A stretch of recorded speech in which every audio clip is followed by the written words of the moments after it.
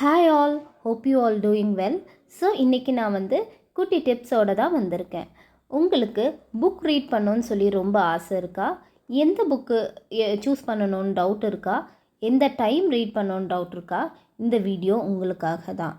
So book read பண்ணணுன்னு நமக்கு ஆசை இருக்குது. நம்ம ஹேபிட்டில் அதை இண்டல்ஜ் பண்ணணுன்னு இருக்குன்னா நம்ம ஃபர்ஸ்ட்டு தெரிஞ்சுக்க வேண்டிய விஷயம், புக்ஸில் டூ டைப்ஸ் ஆஃப் புக் இருக்குது. ஒன்று fiction and another one is நான் ஃபிக்ஷன்.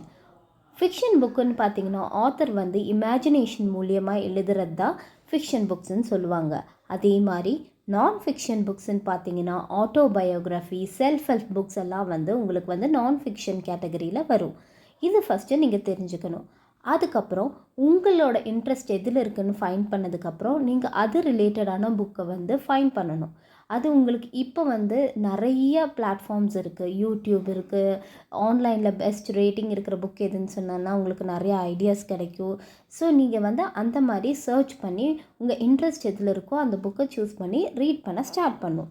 இன்கேஸ் நீங்கள் ஒரு புக்கை செலக்ட் பண்ணிட்டீங்க, அது வாங்கி ரீட் பண்ணிகிட்ருக்கீங்க, ரொம்ப போர் அடிக்குது, உங்களால் படிக்கவே முடியலன்னா கஷ்டப்பட்டு முடிக்கக்கூடாது. அப்படி பண்ணிங்கன்னா உங்களுக்கு ரீடிங் ஹேபிட்டை உங்களோட டே டு டே லைஃப்பில் இண்டல்ஜ் பண்ண முடியாது. ஏன் அப்படின்னா உங்களுக்கு அது போரிங்காக இருந்து கஷ்டப்பட்டு செய்யும்போது உங்களுக்கு அதை ஒரு ஹேபிட்டாக மாறுறதுக்கு ரொம்ப கஷ்டமாக இருக்கும். அதுவே நீங்கள் போராக இருக்குன்னு சொல்லி உங்களுக்கு தோணுது அப்படின்னா அந்த புக்கை கிவ் அப் பண்ணிவிட்டு இன்னொரு புக்குக்கு மூவ் ஆன் பண்ணுறது ரொம்ப பெட்டராக இருக்கும். ஸோ நீங்கள் கொஞ்சம் ரிசர்ச் பண்ணிகிட்டே இருக்கணும். உங்களுக்கு கூகுள்லேயே போட்டிங்கன்னா பிடிஎஃப் எல்லாம் அவைலபிளாக இருக்குது.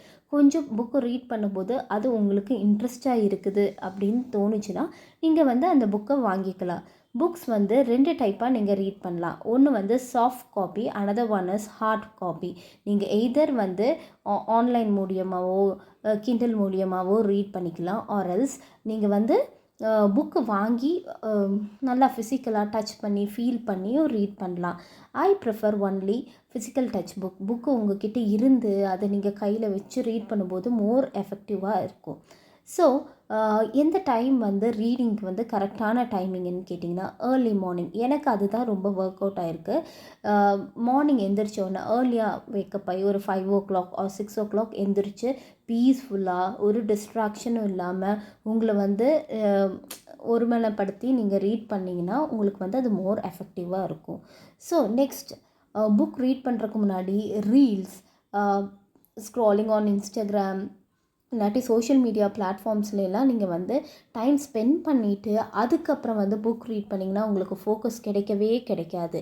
ஏன் அப்படின்னு பார்த்தீங்கன்னா ரீல்ஸ் எல்லாம் எப்படி இருக்குன்னா ஒரு டைனி ஃப்ராக்ஷன் ஆஃப் டைமில் நம்ம நிறைய எமோஷனில் மாறுறோம். நம்ம ஸ்வைப் பண்ண பண்ண பண்ண டிஃப்ரெண்ட் எமோஷன்ஸ் அதில் வரனால பார்த்தீங்கன்னா உங்களுக்கு கான்சன்ட்ரேஷன், ஃபோக்கஸ் எல்லாம் கிடைக்காது. ஏன்னா உங்களுக்கு ஆல்ரெடி டோபமைன் ஹிட் ஆகிருக்கும்.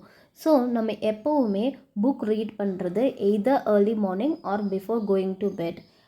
உங்களுக்கு இல்லாட்டி ஃப்ரீ டைமில் ரீட் பண்ணோன்னா ஓகே, அதெல்லாம் ப்ராப்ளம் கிடையாது. ஆனால் மோர் எஃபெக்டிவாக எது இருக்குன்னா early morning or before going to bed ரொம்ப எஃபெக்டிவாக இருக்கும். ஸோ நீங்கள் எனக்கு புக் ரீட் பண்ணுறதெல்லாம் பிடிக்கவே பிடிக்காது எனக்கு, ஆனால் இன்ஃபர்மேஷன் புக்குக்குள்ளே என்ன கண்டென்ட் இருக்குதுன்னு தெரிஞ்சுக்கணும், ஆனால் நான் புக்கெல்லாம் ரீட் பண்ண மாட்டேப்பா அப்படின்னிங்கன்னா உங்களுக்கு அதுக்கும் ஒரு வாய்ப்பு இருக்குது. இப்போ யூடியூப்பில் நிறைய அந்த ஆடியோ புக்ஸ் இருக்குது. அதுவும் நீங்கள் யூட்டிலைஸ் பண்ணிக்கலாம். தேங்க்யூ.